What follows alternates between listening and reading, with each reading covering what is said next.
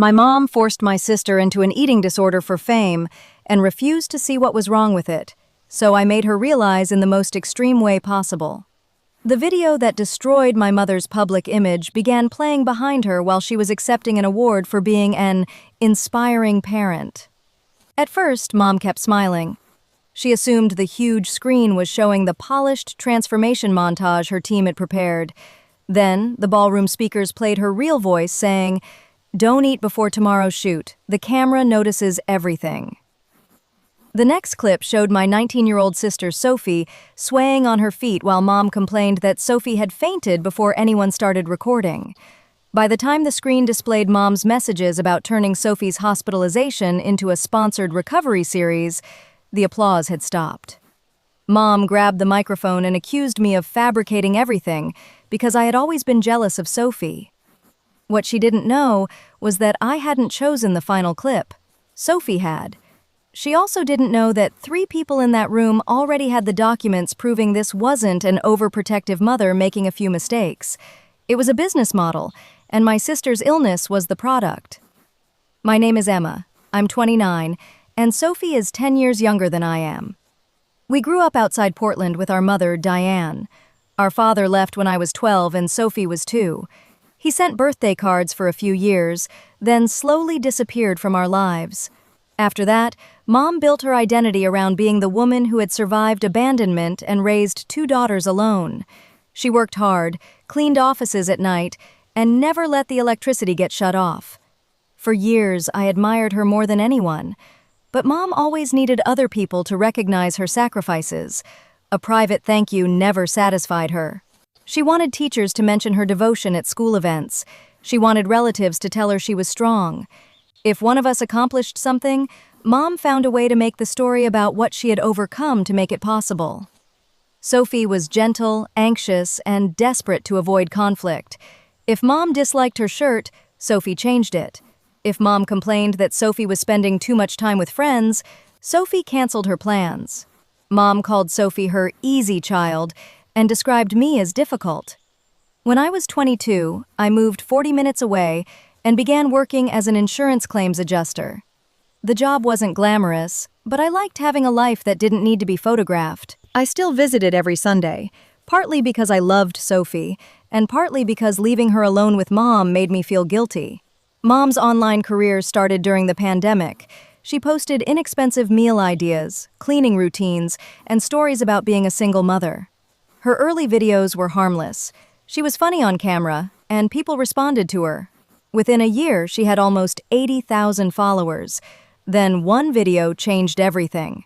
Sophie was 16 at the time. She had gained some weight during remote schooling and mentioned that one of her dresses no longer fit.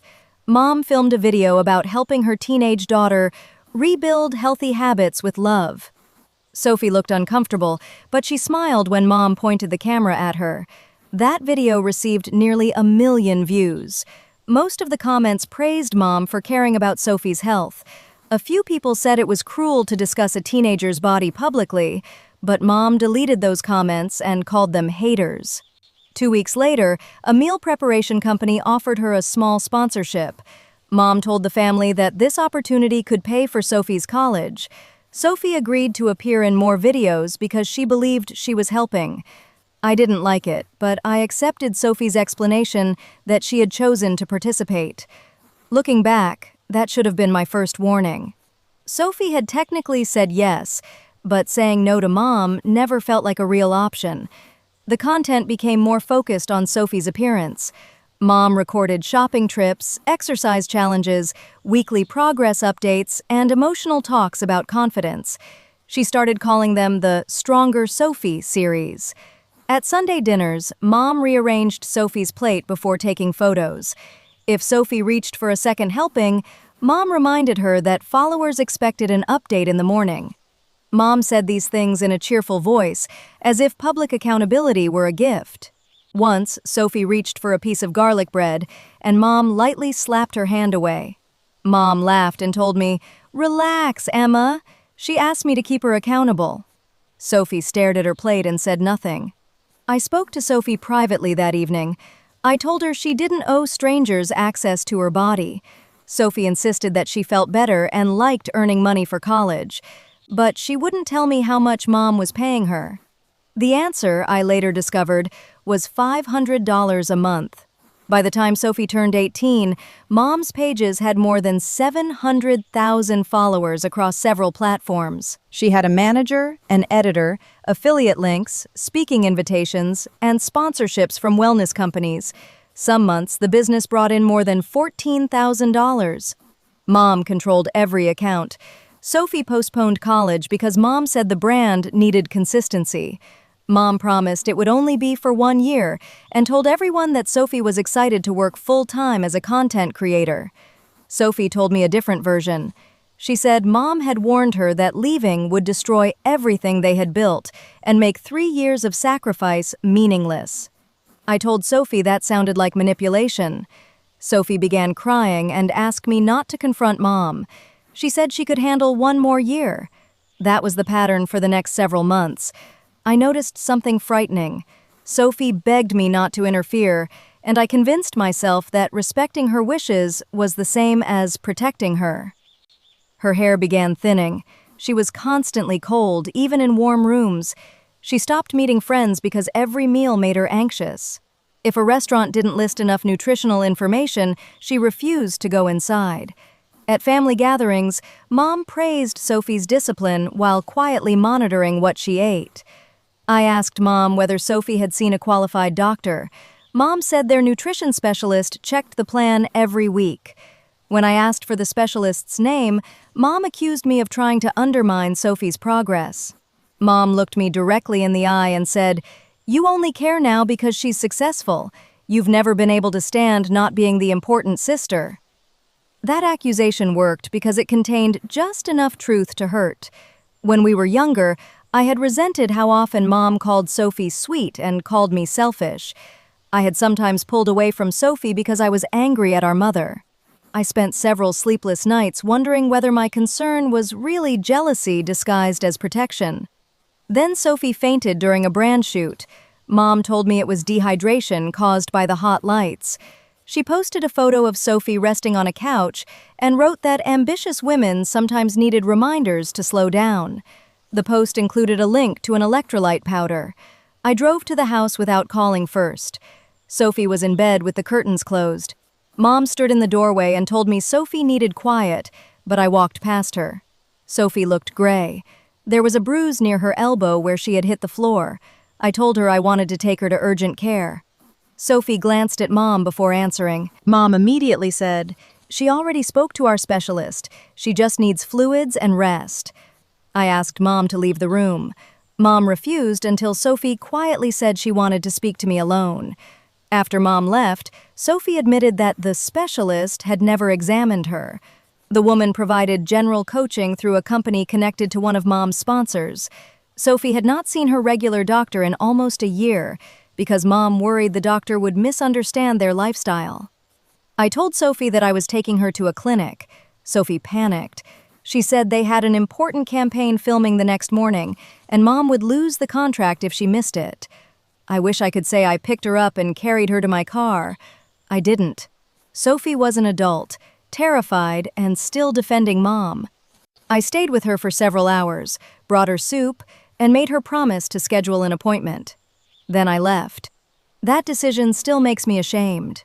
3 weeks later, Sophie collapsed in the bathroom at home. This time, she hit her head hard enough that Mom had to call an ambulance. Mom filmed part of the paramedics arriving and later claimed she had recorded it because Sophie's followers would worry. I reached the hospital shortly after midnight. A doctor explained that Sophie was medically unstable and needed immediate specialized care. He was careful with his words, but nothing about the situation sounded mild. This wasn't stress, dehydration, or a bad week. Sophie had an eating disorder, and her condition had become dangerous. Mom's first question was whether Sophie could recover at home. The doctor said Sophie needed a treatment team. Mom then asked whether the paperwork had to use the words eating disorder because she was concerned that the label could follow Sophie online. The doctor stared at Mom for a moment before telling her that Sophie's public image was not the priority. Mom became offended. She said she had devoted years to improving Sophie's health and knew her daughter better than a doctor who had met her 20 minutes earlier. When Mom stepped into the hallway to answer her manager's call, Sophie grabbed my wrist. Her hand felt shockingly cold. Sophie whispered, "Please don't let her take me home." That was my breaking point. I told the nurse exactly what had been happening. I described the filming, the restrictions, the sponsorships, and Mom's control over Sophie's income. Because Sophie was an adult, the hospital staff asked her what she wanted. Sophie said she wanted Mom removed from the room and listed me as the person allowed to receive updates. Mom didn't scream when security asked her to leave. She became very calm, which was always worse. Mom told Sophie that fear was making her confused. Then Mom looked at me and said, "If you destroy her future, you will live with that for the rest of your life." Sophie entered an inpatient treatment program 2 days later. The facility restricted phone and social media access during the early stage of treatment. Mom interpreted that as an opportunity. She posted that Sophie had suffered a private medical emergency caused by exhaustion and online bullying. Without naming me, Mom referred to a resentful family member who had taken advantage of Sophie while she was vulnerable. She told followers that Sophie's wellness journey remained an inspiration and promised to share a recovery series when the time was right.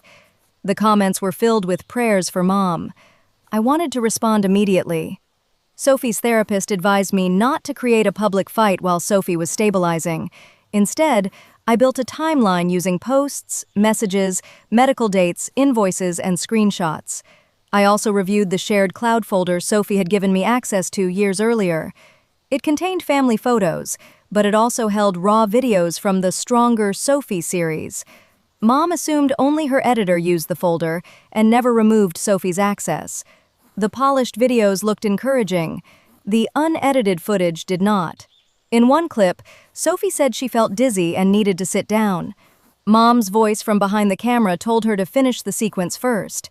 In another, Mom criticized Sophie for looking bloated after drinking water. There were dozens of moments that had been cut from the final uploads. Then I found the clip that made me physically sick. Sophie had fainted during the earlier brand shoot. The camera had continued recording after it tipped sideways. Sophie was visible on the floor while the photographer called for help. Mom could be heard saying, "Why didn't she tell us she felt bad? We didn't even get the full take." Mom's editor, Noah, had apparently marked the file "Do Not Use," but it remained in the archive. I contacted Noah and asked whether he would speak to me. At first, he refused because of a confidentiality agreement. I told him Sophie was in treatment and asked only whether the files had been altered. Noah called me 10 minutes later. He said he had quit 2 weeks before Sophie's hospitalization. He had become uncomfortable with Mom's instructions, but believed Sophie was following a legitimate medical program. Then Mom asked him to edit around a scene where Sophie begged to stop filming. Noah said that was when he realized something was wrong. Noah sent me copies of messages Mom had sent him. One said, "Keep the tired moment, but remove the part where she asks for food. Vulnerability performs well, complaining doesn't." Another message said, "Engagement drops whenever she looks too comfortable. We need the audience to feel like she's still fighting." That was when I realized this wasn't a misunderstanding. Mom had noticed that Sophie's struggle earned more attention than Sophie's improvement. Instead of protecting her, Mom had shaped the content around keeping her visibly unwell. But the worst discovery came from Sophie herself. During a supervised family session, Sophie told me Mom had emailed her revised meal instructions every Sunday. Mom always said the changes came from their nutrition specialist. Sophie had trusted them because the emails included the specialist's logo and formal notes. I contacted the company and asked them to confirm whether the instructions were authentic. Their attorney eventually responded that the coach had stopped working with Mom 8 months earlier and had never approved the documents I attached. Mom had copied the old format and changed the instructions herself. The company threatened legal action if we used its name publicly, but it confirmed in writing that the documents were not theirs. Sophie read that letter 3 times. Then she cried so hard the therapist ended the session early. Sophie had believed she was failing a medically approved plan. Whenever she became too weak to follow it, Mom told her that she lacked commitment. The shame kept Sophie compliant, and the fake professional approval kept her from questioning whether the plan was safe. I helped Sophie hire an employment attorney because the brand had used her image for years while paying her almost nothing. We did not file anything immediately. Her therapist was clear that recovery had to come before a legal war. First, I set a boundary with Mom. I sent one email stating that Sophie did not consent to new posts about her health, treatment, or image. I demanded that Mom stop promising a recovery series and preserve all business records. Mom replied that I had no authority over her company. She claimed Sophie had previously signed broad media releases and accused me of isolating Sophie for financial gain. The next morning, Mom posted a 13-minute video titled, "When Jealousy Tears a Family Apart." She cried while describing an unnamed older daughter who had always bullied her younger sister. She said this daughter was now exploiting a health crisis to seize control of the family business. People quickly found my personal accounts. Strangers called me abusive, jealous, and dangerous. Someone sent my employer an email claiming I had kidnapped my sister. My manager knew enough of the situation to disregard it, but I was terrified that Mom would reveal the treatment facility's location. That afternoon, I called Mom for our first direct confrontation. I told her I had the raw footage and confirmation that the nutrition documents were fake. Mom went silent for several seconds. Then she said the altered plans were only templates and insisted that every choice had been made for Sophie's benefit. Mom told me, "You don't understand the pressure I was under. Hundreds of thousands of people depended on us." I said those people were strangers and Sophie was her daughter. Mom answered, "Sophie wanted this until you taught her to call herself a victim." I warned Mom to stop posting about Sophie. Mom warned me that if I released private footage, she would sue me and make sure the public knew what kind of sister I had been growing up. She genuinely believed that threat would work. For most of my life, Mom had controlled me through guilt. She thought I would retreat as soon as she reminded me that I wasn't a perfect sister. Part of me wanted to retreat. I knew a public reveal would expose Sophie's most painful moments. Even with her permission, I worried that we would be repeating Mom's behavior by turning her illness into content. So I gave Mom one final private opportunity. Through our attorneys, we asked her to remove the posts about Sophie, announce that the Stronger Sophie program was not medical advice, release Sophie's unpaid earnings, and privately acknowledge that the nutrition documents had been altered. We did not demand a public confession about the eating disorder. Mom refused every condition. Instead, she announced that Sophie would join her at the National Everyday Wellness Awards 6 weeks later. Mom was scheduled to receive an award for Transformational Family Leadership at a sponsored conference in Seattle.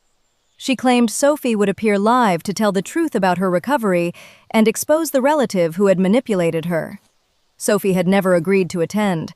Mom assumed Sophie would eventually surrender because Sophie always had before. When Sophie didn't respond, Mom emailed her a rehearsed speech and wrote that this was her last chance to save the brand that would pay for her future. That email changed Sophie. Until then, Sophie had mostly blamed herself. She still said Mom loved her and had simply become lost in the business. But after reading the speech, Sophie told her therapist that Mom cared more about restoring the story than repairing the relationship. Sophie decided she wanted to answer publicly, but on her own terms. We contacted the conference organizers. At first, they treated it as a private family dispute. Their director said they could not cancel an award based on accusations. We sent the hospital timeline, the fake nutrition documents, the company's confirmation, Mom's messages to Noah, and short excerpts from the raw footage. 3 days later, the director asked for a video call with Sophie. Sophie explained that she did not want her medical details announced. She wanted the audience to understand only 3 things. She had been pressured into content, professional approval had been fabricated, and Mom was still lying by claiming Sophie would appear. The organizers proposed quietly withdrawing the award. Sophie said Mom would claim jealous people had silenced her. Sophie asked them to let Mom take the stage. That was the extreme part of the plan. The conference would replace Mom's prepared montage with a 90-second video approved by Sophie and her therapist. The director would then announce that the award had been withdrawn after reviewing documented evidence. A representative from the main sponsor would be present, as would a journalist already covering influencer health claims. I asked Sophie 3 separate times whether she was certain. Sophie told me, "Mom made my body public for years. I want my refusal to be public once." Mom arrived at the conference believing she had won. She wore a white suit, brought a videographer, and told people Sophie was watching from a private location. I sat near the back with Noah and our Aunt Rachel, who had learned the truth only a week earlier. Mom saw me before the ceremony. She smiled and told her videographer to keep recording. Then Mom approached me and said, "I'm glad you came. Maybe hearing other people applaud will help you understand what you tried to destroy." I didn't answer. When Mom's name was called, she walked onto the stage to loud applause.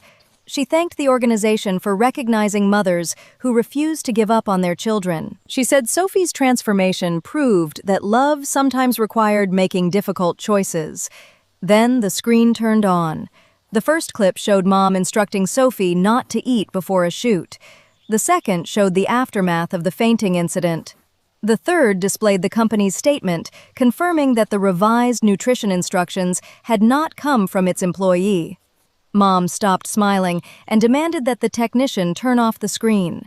The conference director stepped onto the stage, but Mom grabbed the microphone first. Mom told the audience, "These clips were stolen and manipulated by my older daughter, who has spent her entire life resenting her sister." That was when Sophie's final clip began. Sophie appeared seated against a plain wall. She looked healthier than she had in months, but she was visibly nervous. Sophie stated her name, the date, and that she had recorded the message voluntarily with her treatment team's knowledge. Sophie said, "Emma did not manipulate me. She was the first person who believed me when I said I was afraid to go home. Mom, I am not appearing at this event because I did not agree to be part of your story again. You told people my hospitalization was caused by bullying. That was false. You told me a professional approved the instructions you sent me. That was also false. I am asking you, publicly and for the last time, to stop using my illness as your career." Nobody applauded when the video ended. The silence was far more powerful. The director announced that the award had been withdrawn and that the conference had suspended Mom from future events. The main sponsor confirmed later that afternoon that it was pausing its partnership pending review. Mom tried to continue speaking, but the microphone had been turned off. She pointed at me and shouted that I had humiliated her. The videographer lowered his camera. Security escorted Mom away after she refused to leave the stage. It was not a triumphant movie ending. My hands were shaking, and Sophie called me afterward in tears because the recording brought back memories she was still processing. But for the first time, Mom could not rewrite what had happened before everyone else heard the truth. The consequences unfolded slowly. 2 sponsors ended their contracts. Others simply stopped responding. Mom deleted several videos, then posted a statement saying she had made imperfect choices under enormous pressure. She never admitted fabricating the nutrition documents. Our attorney negotiated the transfer of a portion of the money earned from Sophie's content into an account Mom could not control. It was less than Sophie deserved, but enough to cover treatment and give her some independence. A separate employment claim is still unresolved. Some relatives accused me of destroying Mom's livelihood. Aunt Rachel supported us, but one uncle said family problems should never be taken onto a public stage. I reminded him that Mom had made the problem public years before Sophie or I responded. He still said I should have protected my mother from herself. Mom and I have not spoken in 8 months. She sends long emails every few weeks. Some are angry. Others say she forgives me and hopes I will eventually remember everything she sacrificed for us. She has never asked what Sophie needs for recovery. Sophie is living with me now and taking 2 classes at a community college. Recovery has not been simple or inspirational. There are difficult mornings, canceled plans, medical appointments, and days when she misses Mom so much that she questions everything. I have learned not to turn those moments into a lesson. I just sit with her. I also apologized for all the times I saw warning signs and allowed Sophie's fear of conflict to become my excuse for doing nothing. Sophie told me she wasn't ready to forgive every part of that yet. I told her she didn't have to. I still struggle with what we did at the conference. Mom had refused private solutions and was preparing to use Sophie's absence as proof that Sophie supported her. Exposing the evidence publicly stopped that lie in a way another email never could. But I also know public humiliation can become its own form of cruelty, even when the person being exposed caused real harm. Sometimes I wonder whether I chose the conference because it was the only effective option, or because some wounded part of me wanted Mom to feel as powerless as she had made Sophie feel. So, was I wrong for exposing my mother in front of her sponsors and supporters after she refused every private chance to stop? Or was making the truth public the only way to finally take my sister's story away from her?